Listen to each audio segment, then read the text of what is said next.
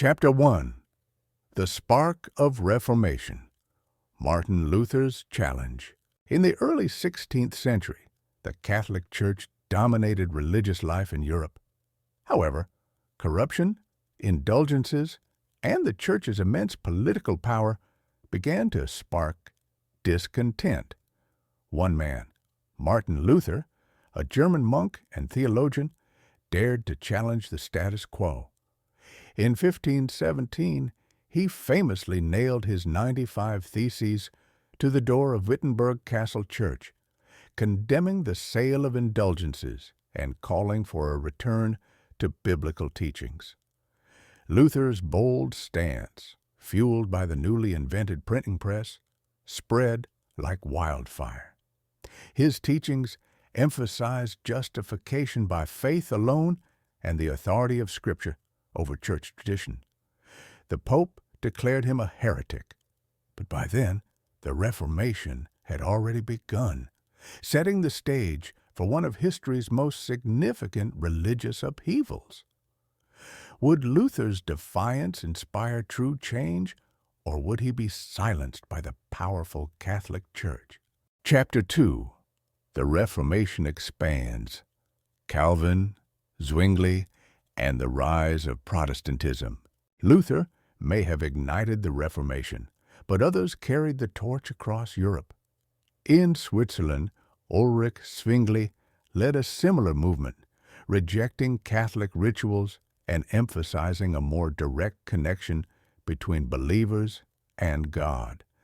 His ideas clashed with Luther's, highlighting the internal divisions within the Reformation itself. Meanwhile, John Calvin in Geneva took Reformation theology to new heights. His doctrine of predestination and emphasis on a disciplined, godly society laid the foundation for Calvinism, which spread to France, Scotland, and the Netherlands. The Protestant movement was no longer a single ideology. It had splintered into diverse factions, each interpreting Christianity in a new way. Would these movements unify against the Catholic Church, or would their divisions weaken their cause? Chapter 3. The Catholic Counter-Reformation, a fight for dominance. The Catholic Church was not about to surrender its authority without a fight.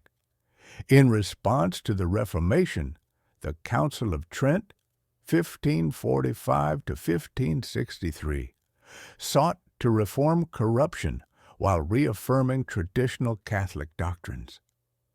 The Jesuit order, founded by Ignatius of Loyola, emerged as a powerful force for Catholic education and missionary work. The Counter-Reformation also led to violent clashes, such as the Spanish Inquisition and wars of religion across Europe.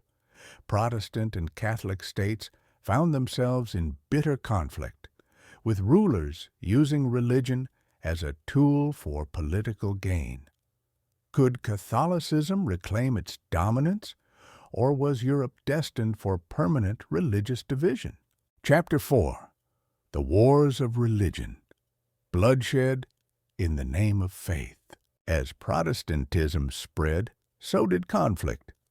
The French Wars of Religion, 1562 to 1598, between Catholics and Huguenots, French Protestants, devastated France, culminating in the infamous St. Bartholomew's Day massacre, where thousands of Protestants were killed in a wave of sectarian violence.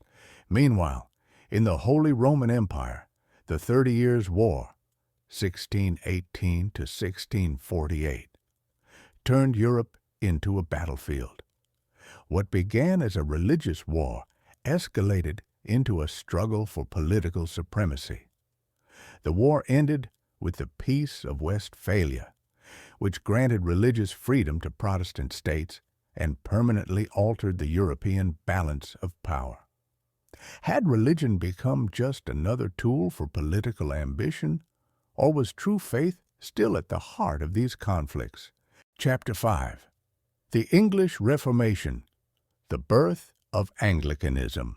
While Luther and Calvin reshaped continental Europe, England underwent its own unique Reformation. King Henry VIII, initially a defender of Catholicism, broke from Rome in 1534 when the Pope refused to annul his marriage. This led to the creation of the Church of England, with the monarch as its supreme head.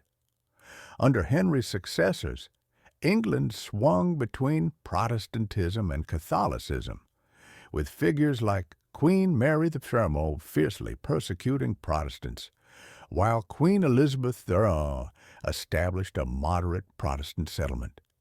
The English Reformation was as much about politics as it was about theology, shaping the nation's identity for centuries to come. Was this truly a spiritual transformation, or merely a king's quest for power? Chapter 6. The Legacy of the Reformation. A Changed World. The Reformation permanently reshaped the religious and political landscape of Europe. It led to greater religious diversity, weakened the Catholic Church's monopoly on power, and laid the groundwork for modern ideas of religious freedom and individual conscience. However, it also deepened divisions, fueling centuries of religious conflict and even influencing the rise of secularism in the West. Today, Protestantism remains one of the dominant Christian traditions, while the effects of the Reformation are still felt in debates over faith, authority, and modernity. Did the Reformation achieve its original goals, or did it simply replace one form of religious dominance with another? If you like this video, don't forget to subscribe, like, and comment. Thanks for everything.